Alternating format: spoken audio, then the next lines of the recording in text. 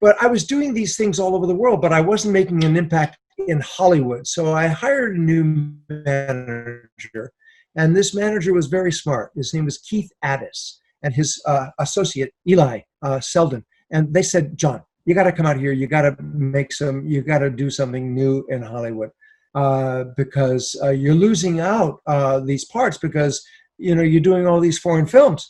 So I said, all right.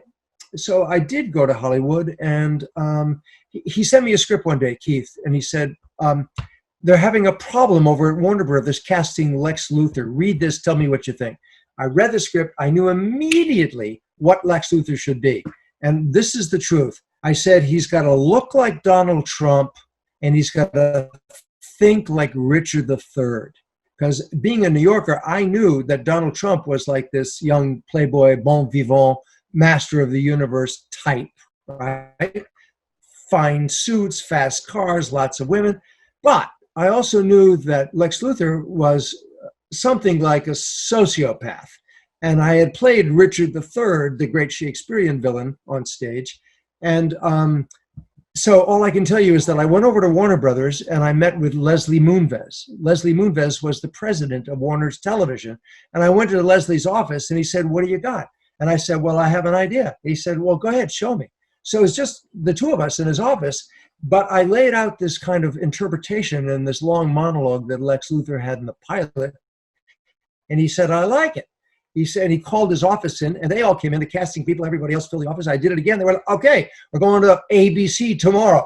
The next day I went to ABC, and there in the theater at ABC was Bob Iger. Bob Iger in those days was president of ABC, later to become president of Disney, and like a master of the universe in that world. So then it was Leslie and Bob Iger, and I did the audition again, and I got the part. That's all I can say, is that I had to audition for it, but I went in with a very clear idea. And I wore my best Armani suit. I looked like $1 million, but I fought like a maniac. And by the way, because I had, this is just a footnote here, Army, but Charlie, how they tie together. To do the character in Honeymoon opposite Natalie Bai, where my character, I wasn't sure, I knew he was mentally ill. I didn't know what his illness was.